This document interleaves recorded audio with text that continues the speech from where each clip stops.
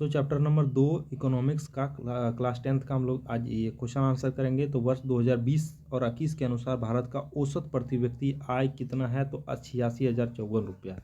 पूरे भारत का कुल आय से जितना भारत में इनकम है, जितना भारत का कुल आय है, उसमें से कुल जनसंख्या से भाग देने पे इतना रुपया प्रति व्यक्ति के हिसाब में आता है। यही इसका प्रति व्यक्ति आय है। कब आया यह हिसाब? 2020-21 में। भारत में वित्तीय वर्ष कहा जाता है 1 अप्रैल से 31 मार्च तक। भारत में किस राज्य में प्रति व्यक्ति आय सर्वाधिक है? तो गोवा में है। बिहार के किस जिले में प्रति व्यक्ति आय सबसे अधिक है? तो पटना में है। उत्पादन एवं आय गणना विधि आर्थिक दृष्टिकोण से है वैज्ञानिक। उत्पादन एवं गणना विधि आर्थिक दृष्टिकोण से वैज्ञानिक विधि है। अगला, रिक्त स्थानों को भरें।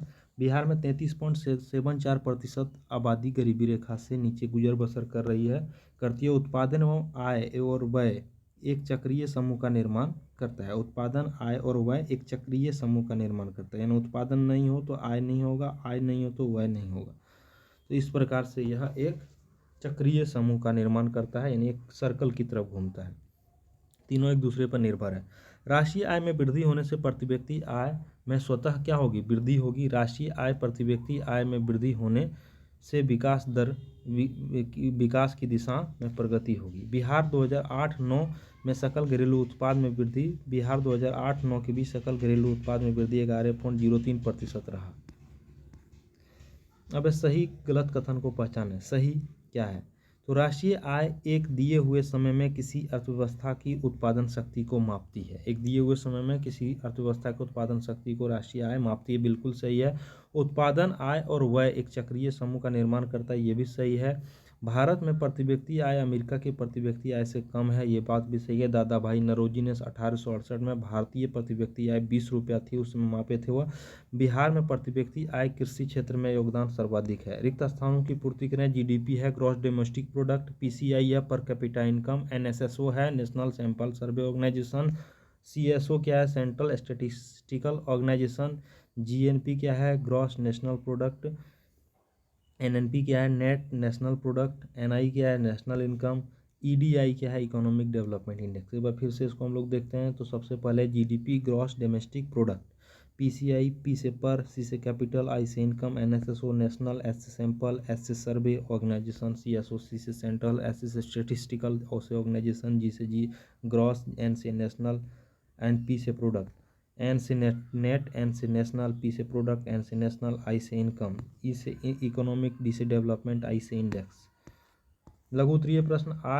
आय से आप क्या समझते हैं? वह धनराशि जो व्यक्ति या संस्था किसी कार्य, सेवा और व्यवसाय के लिए एक निश्चित समय में प्राप्त करता है, उसकी आय कहलाता है। सकल घरेलू उत्पाद से आप क्या समझते हैं? किसी देश की सीमा के अंदर एक वर्ष में उत्पादित सभी वस्तुओं और सेवाओं का कुल मौद्रिक मूल्य, है ना। मौद्रिक मूल्य मतलब उसका कितना रुपया मिलेगा बेचने पे। सकल घरेलू उत्पाद जीडीपी कहा जाता है। प्रति व्यक्ति आय किसी देश की राष्ट्रीय आय उसकी जनसंख्या से विभाजित करने पर यह आंकड़ा मुझे प्राप्त होता है। भारत में सर्वप्रथम राष्ट्रीय आय की गणना कब और किनके द्वारा की? दादा भाई नौरोजी के द्वारा 1868 में राष्ट्रीय आय की गणना सबसे प्रथम बार किया गया था। भारत में राष्ट्रीय आय की गणना किन संस्थाओं के द्वारा होती है? भारत में राष्ट्रीय आय की गणना मुख्यतः केंद्रीय सांख्यिकी संगठन सीएसओ केंद्रीय स्टैटिस्टिकल ऑर्गेनाइजेशन और राष्ट्रीय सांख्यिकी नेशनल स्टैटिस्टिकल ऑर्गेनाइजेशन के द्वारा किया जाता है। राष्ट्रीय आय की गणना में होने वाली कठिनाइयाँ का वर्णन करें। राष्ट्रीय आय की गणना में होने वाली कठिनाइयाँ यह है कि असंगठित क्षेत्र, जैसे कि कहीं कोई लेबर काम कर रहा है कि उसका आंकड़ा जमा नहीं हो पाता है कि वो कितना कमा रहा है सरकार के पास। तो ऐसे क्षेत्र जो ठेला लगा रहा है, रेवड़ी, सब्जियां बेच रहा है, इधर उधर कोई काम कर रहा है जो सरकार के रिकॉर्ड में नहीं है, उस क्षेत्र असंगठित क्षेत्र के आंकड़े वही कहलाता है असंगठित क्षेत्र, जो कि रिकॉर्ड में नहीं आ पाता है, उसकी गिनती कठिन है करना। ये जो रजिस्टर्ड लेबर नहीं है कहा जा सकता है, जिसका लेबर कार्ड नहीं बना हुआ है, यानी कहने का मतलब जो सरकार के रिकॉर्ड में नहीं है। लेबर कार्ड को जरूरी नहीं है लेकिन सरकार के रिकॉर्ड में नहीं है ना। तो वह संगठित क्षेत्र के मजदूर का, जैसे जनरली जो बाजार में इधर उधर मजदूर, जो जनरली दिहाड़ी मजदूर जो काम करते हैं वो होते हैं। असंगठित क्षेत्र से आंकड़ा प्राप्त करना कठिन है। दोहरी गणना की संभावना हो जाती है इसमें, है ना। कभी कभी क्या होता है कि एक ही चीज़ का जैसे कि दूध का भी दाम जोड़ लिए और आगे जाके हम लोग पनीर का भी दाम जोड़ लिए, यानी उसी जिस दूध से वह पनीर बना, तो दूध का दाम भी जोड़ा गया और उसी दूध से बना पनीर का दाम भी जोड़ गया। तो इस प्रकार से दोहरी गणना की संभावना बन जाती है कैलकुलेशन में। कभी कभी वस्तुओं और सेवाओं का सही मूल्यांकन नहीं हो पाता है, कितना इसका उचित मूल्य होना चाहिए। तो इस प्रकार से कृषि पर निर्भरता और सूचनाएं की कमी, ये सारा चीज़ भी है प्रॉब्लम आय की गणना में। राष्ट्रीय आय की गणना में होने वाली कठिनाइयाँ ये सब। आय गरीबी के साथ संबंध स्पष्ट करें। जब व्यक्ति का प्रति व्यक्ति आय कम होती है तो व्यक्ति की आवश्यकता पूर्ति नहीं हो पाती है, वह गरीबी रेखा से नीचे जीवन व्यतीत करता है। दीर्घ उत्तरीय प्रश्न। स्वतंत्रता प्राप्ति के बाद भारत सरकार ने कब और किस उद्देश्य से राष्ट्रीय आय समिति का गठन किया था?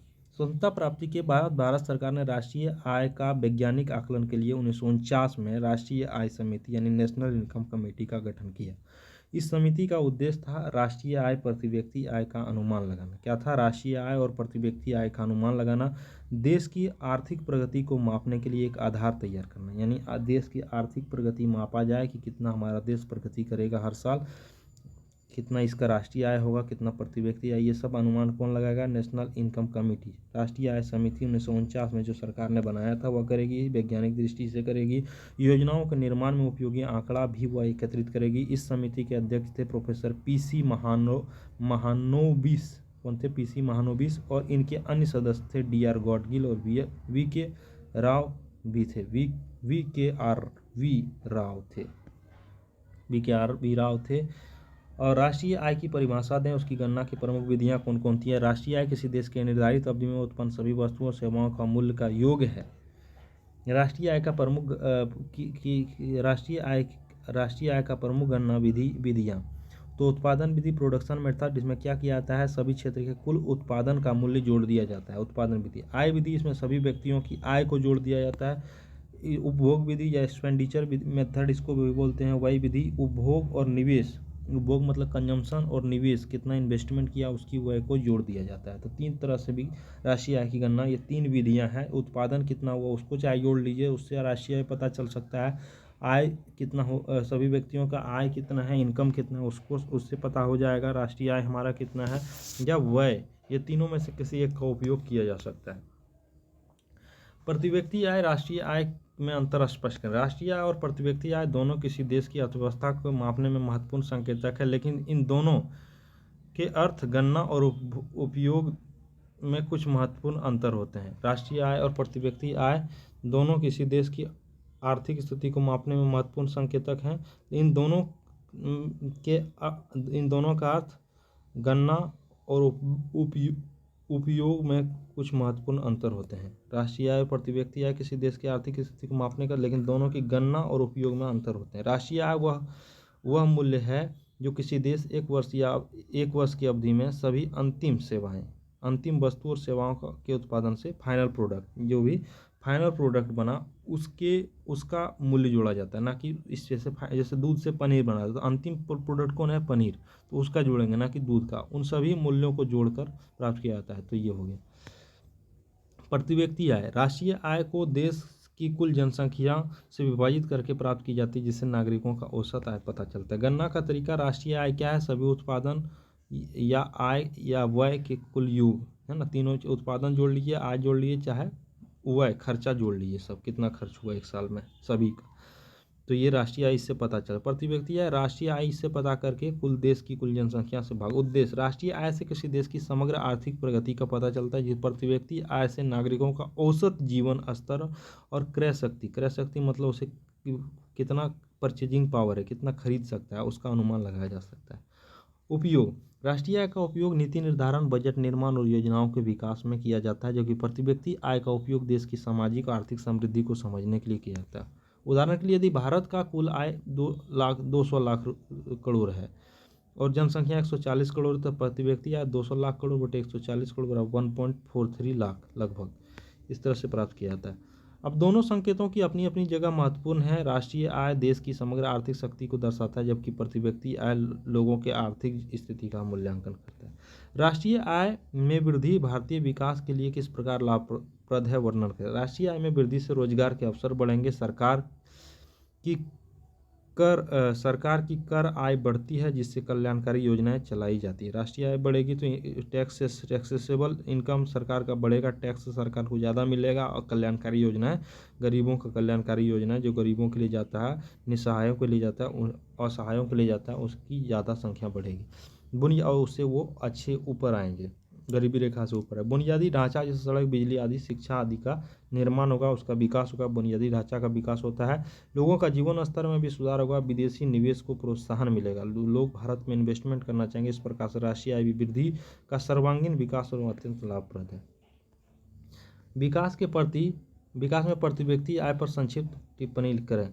प्रति व्यक्ति आय किसी देश के नागरिकों की औसत स्थिति को दर्शाता है। यह विकास का एक महत्वपूर्ण संकेतक है क्योंकि इससे पता चलता है कि लोग का औसतन कितनी आय प्राप्त हो रही है। उच्च प्रति व्यक्ति आय जीवन स्तर और शिक्षा, स्वास्थ्य, सामाजिक विकास को बेहतर बनाती है। क्या प्रति व्यक्ति आय वृद्धि राष्ट्रीय आय को प्रभावित करती है, वर्णन करें। हाँ, प्रति व्यक्ति आय में अगर वृद्धि हो रही है तो राष्ट्रीय आय में वृद्धि होगी, एक दूसरे से जुड़ी हुई है। यदि जनसंख्या में वृद्धि दर कम हो और राष्ट्रीय आय तेजी से बढ़े तो प्रति व्यक्ति आय में वृद्धि होगी। यह संकेत करता है कि अर्थव्यवस्था में सकारात्मक विकास हो रहा है। परंतु यदि जनसंख्या तेजी से बढ़े, राष्ट्रीय आय धीमी गति से हो तो प्रति व्यक्ति आय घट भी सकती है। जनसंख्या बढ़ रहा है तेजी से लेकिन राष्ट्रीय आय नहीं बढ़ रहा है, अर्थव्यवस्था तेजी से बढ़ नहीं रहा है, तो इससे प्रति व्यक्ति आय घटेगा। तो ये बच्चों कैसा लगा आपको, इसका फीडबैक आप जरूर दीजिएगा। आपका वैल्यूबल कमेंट का मुझे बहुत इंतजार रहता है। धन्यवाद।